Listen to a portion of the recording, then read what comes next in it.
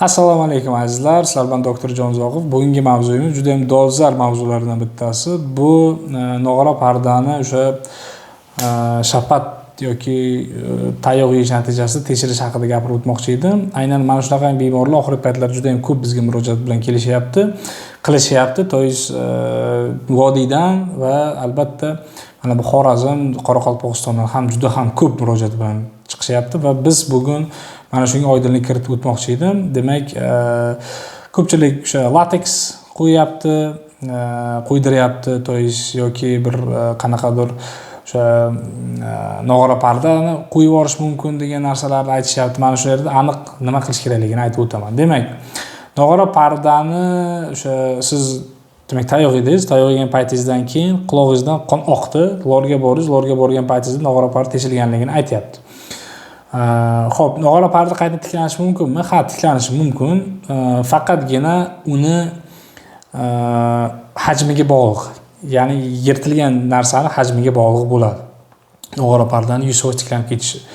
Agarda nog'ora parda kichkinagina yirtilgan bo'lsa, unda katta ehtimol bilan 1 oy 2 oyga qolmay tiklanib ketadi. Bizni tajribamiz juda ham ko'p bo'lgan holatlar bo'lgan.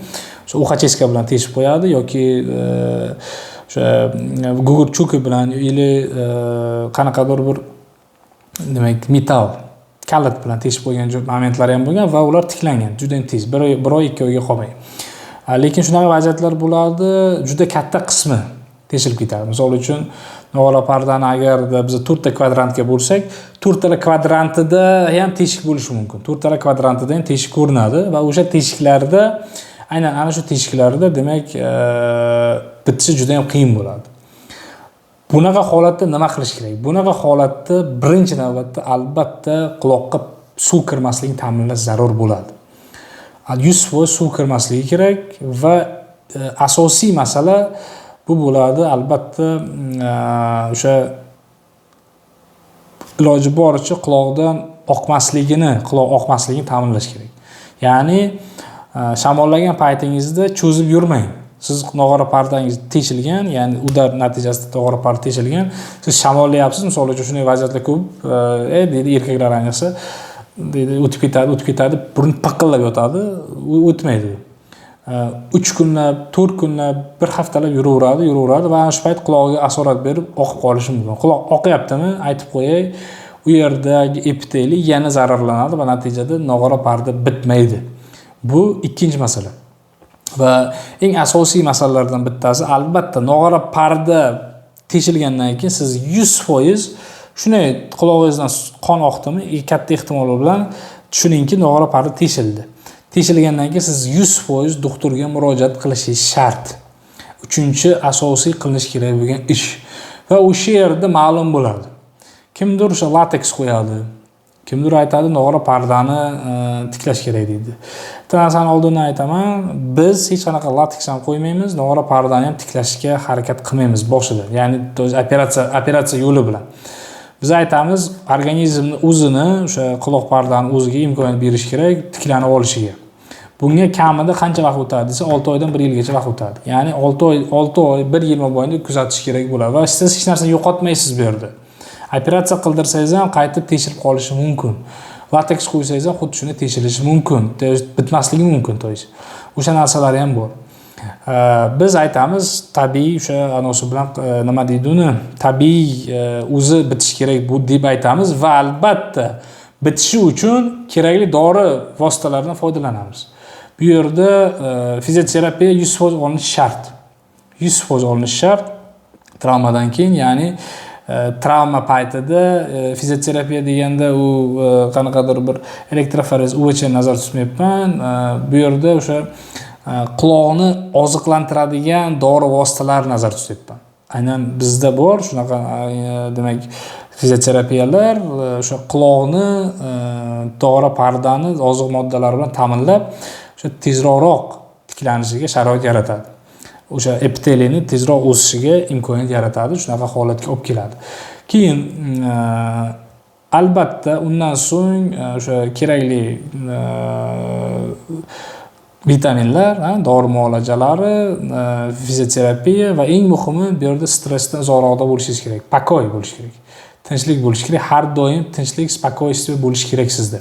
Ya'ni siz birinchi navbatda o'zingizni bosib olgan bo'lishingiz kerak desak bo'ladi. Vahimaga tushib, nog'ora pardam endi bo'ldi, tiklanmaydi, endi odam bo'lmayman, bu yoq degan narsani miyadan chiqarib tashlab, harakat qilishingiz kerak.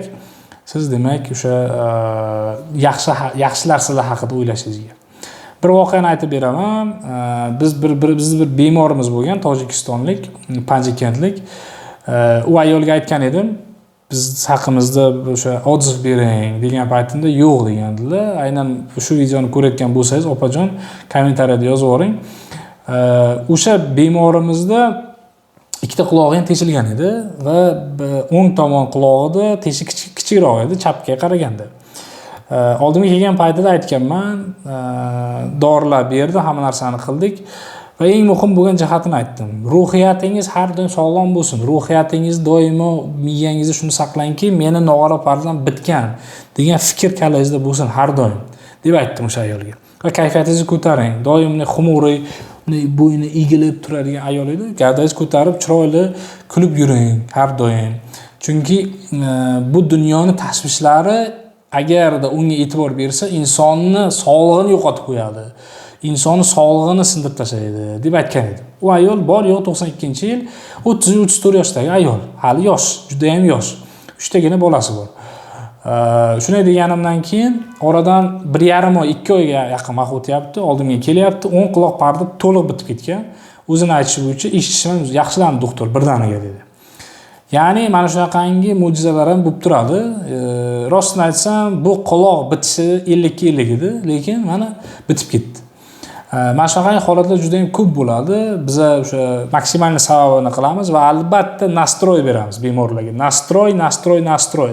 Har doim nastroy bo'lish kerak. Mike Tyson aytgan, agarda degan men ringga chiqayotgan paytimda bir marta bo'lsa ham hayolimga keltirsam yutqizishimni degan. O'sha payt yutqizaman degan. O'sha jangni yutqizaman. Ya'ni boksyorlar, o'sha kurashchilar ham, boshqasi ham ikkinchi variant qoldirmaydi o'zi uchun. Chempionni mentalnost chempion, o'sha Ruslan Nuriddinov degan bizning tosh ko'taruvchimiz bor. Ana o'sha kishining intervyularini ko'rib chiqsangiz, u ham aytadi, birinchi navbatda mentalnost bo'lish kerak. Miyada siz o'sha chempion bo'lgan bo'lishingiz kerak deydi. Chempion bo'lganingizdan keyingina haqiqatda siz o'sha narsa demak moddiylashadi, materializatsiya bo'ladi. Ya'ni siz chempion bo'lasiz shuni oqibatida deb aytadi. Shuning uchun ham azizlar, siz ham xuddi shunday bizning oldimizga kelayotgan paytimizda mana shu inson sababchi, Alloh natija berguvchi mentalni men o'zi sog'lomman degan fikrni miyaga urish kerak. Ya'ni meni nog'ora pardam butun degan narsani xayolingizga keltirsangizgina uni nog'ora pardan o'sish ehtimoli 100% bo'lsa 200% ga oshadi. Ya'ni tezroq o'sadi. Bu narsa tajribamda juda ham ko'p marotaba bo'lgan. Prosta sizlarga hozir yaqinda bo'lgan voqeani aytib beryapman. Bu yanvar oyida bo'lgan voqeani aytib beryapman.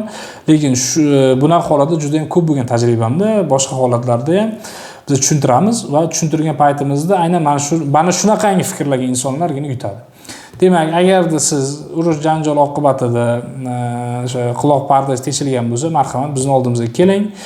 Biz juda ham ko'p qanaqangi quloqlar tiklab berganmiz. Germaniyalik bir akamiz bor edi. U kishi bor, o'sha agar ko'rayotgan bo'lsangiz yozing. Undan tashqari Payariqlik bir akamiz bor edi, bir singlimiz bor edi, Ishtixonlik, u ham xuddi shunaqa janjal oqibat. Xullas, bir oyda bir kamida 5-6 ta shunaqangi bemor davolaymiz. Hozir hammasini eslay olmayman, chunki ular yaxshi bo'lgandan keyin kelmaydi oldimga. Yaxshi bo'lib oldimga doktor rahmat, meni aytuvdi shu payt keldim deb kelayotganlar juda ham kam. Yaxshi bo'lgandan keyin inson kelmaydi oldimizga, mayli, u kelmasa ham biz rozimiz. Glavnisi uni sog'lom bo'lib ketgan. Lekin kelmayaptimi? Aniq aytaman, shu ular yaxshi bo'lib ketgan. Bo'lmasa ular kelar edi. Doktor yaxshi bo'lmayapman deb. Shuning uchun ham azizlar, agar sizda shunaqa muammo yuzaga kelayotgan bo'lsa, bizga murojaat qiling. Bizning manzilimiz Samarqand shahrining markazida joylashgan. Telefon raqamlarimiz 97-023-15-45. Agar siz qo'shni respublikadan bo'layotgan bo'lsangiz, Tojikistondan yoki Qirg'izistondan bo'layotgan bo'lsangiz, Dr. Jonzohov orqali mana Instagram turibdi, Dr. Jonzohov deb yozsangiz, men chiqaman, o'sha yerga murojaat qilishingiz mumkin bo'ladi. Bundan tashqari, mana shu videoning ostida men bilan to'g'ridan to'g'ri Telegram orqali bog'lanishingiz mumkin bo'ladi. Mana shu videoning ostida описаниеda turibdi. Bossangiz, men bilan to'g'ridan-to'g'ri silkasi bor. Men sizga yordam beraman. Azizlar, bitta narsani to'g'ri tushuninglar. Quloq pardani ko'rmasdan turib men bir narsa deya olmayman. Shuning uchun ham siz agarda Samarqand viloyatiga yaqin bo'lmasangiz va umuman o'zi kelish niyatingiz bo'lmasa ham, misol uchun biz oldimizga Vodiydan ham kelishadi, Qoraqalpog'istondan ham kelishadi, Toshkent viloyatidan ham ko'p kelishadi, Angrendan, Ohangarondan va hokazo joylardan.